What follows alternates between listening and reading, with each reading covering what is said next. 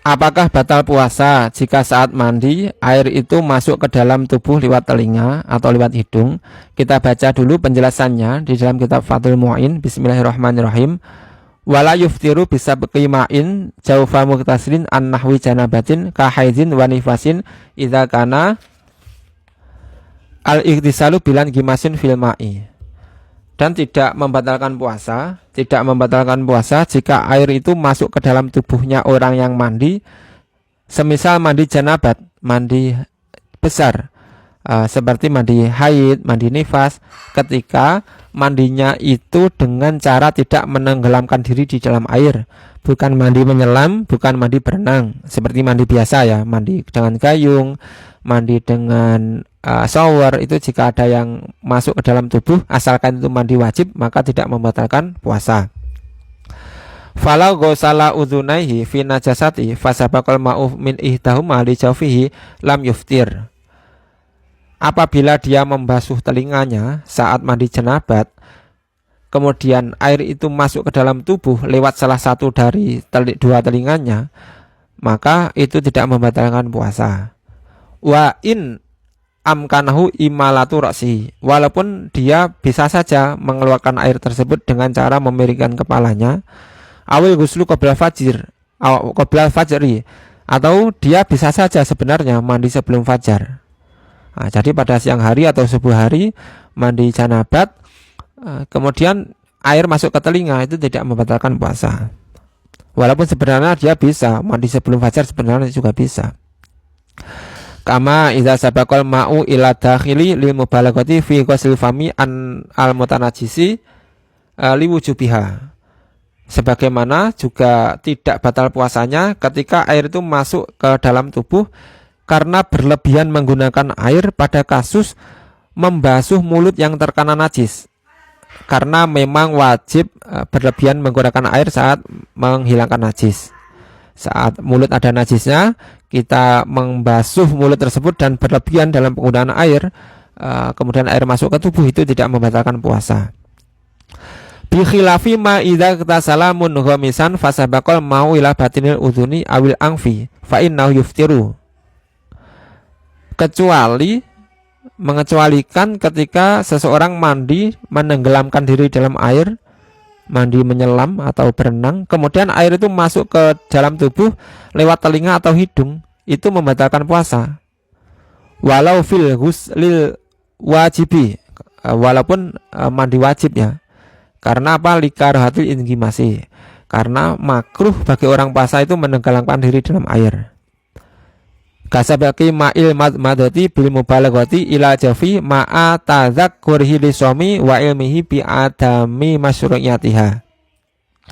Seperti juga membatalkan puasa jika air itu masuk ke dalam tubuh saat berkumur saat wudhu, berkumur dengan menggunakan air yang berlebihan, airnya masuk ke dalam tubuh padahal dia ingat puasa dan dia tahu hal tersebut tidak disyariatkan. Bikhilafi bila mubalaghatin, kecuali jika dia menggunakan air tidak berlebihan. Jika menggunakan air saat berkumur tidak berlebihan, kemudian air masuk ke tubuh, itu tidak membatalkan puasa. Wa kharaja biqali an nahwin janabatin al ghuslu al masnunu wa ghuslu tabarudi fayuftiru bisabqi ma'in fihi walau bila inggimasin. Dikecualikan dari mandi wajib, dari mandi janabah adalah mandi yang disunahkan dan mandi karena untuk mendinginkan badan, karena untuk menyegarkan badan. Maka itu membatalkan puasa jika air masuk ke dalam tubuh, walaupun mandinya tanpa menyelam, tanpa memasukkan diri ke air. Tapi dalam masalah mandi sunnah ini, di dalam syarahnya, di dalam kitab I'anahnya, itu status mandi sunnah sama dengan mandi wajib. Artinya saat mandi sunnah kemudian air masuk ke tubuh, itu tidak membatalkan puasa jika mandinya tidak dengan menyelam. Namun jika mandi yang tidak disunahkan dan tidak diwajibkan, mandi yang bukan mandi ibadah, seperti mandi karena untuk membersihkan badan, mandi untuk menyegarkan badan, kemudian ada air yang masuk ke tubuh, maka itu membatalkan puasa secara mutlak, baik mandinya dengan menyelam, dengan memasukkan diri ke air, atau mandi biasa, mandi dengan gayung, mandi dengan jibor, mandi dengan shower dan lain-lain, itu membatalkan puasa secara mutlak. Nah, walhasilu, kesimpulannya apa? Annal qaidata indahum anna masaba qali jawfi min ghairi ma'murin bi yuftiru bihi. Aw min ma'murin bihi walau manduban lam yuftir. Kesimpulannya, kaidah-kaidah yang disampaikan para ulama, sesungguhnya apabila air tersebut masuk ke dalam tubuh, itu dilihat apakah masuknya sebabkan mandi yang diperintahkan, mandi yang disyariatkan atau bukan. Jika mandi yang tidak disyariatkan, mandi yang bukan ibadah, bukan mandi wajib dan bukan mandi sunnah, mandi biasa ya, itu membatalkan puasanya.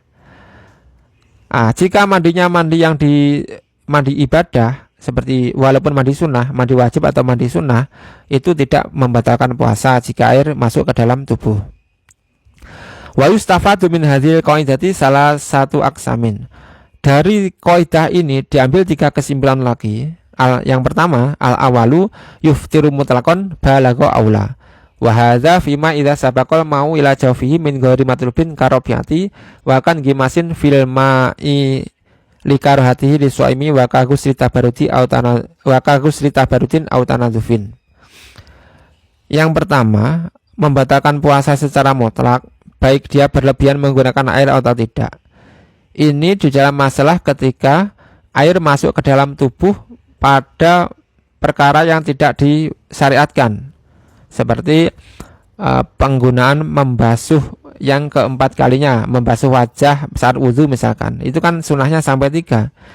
Kalau dia membasuh sampai keempat, dan basuhan yang keempat ini airnya masuk ke hidung sampai ke tubuh, itu membatalkan puasa.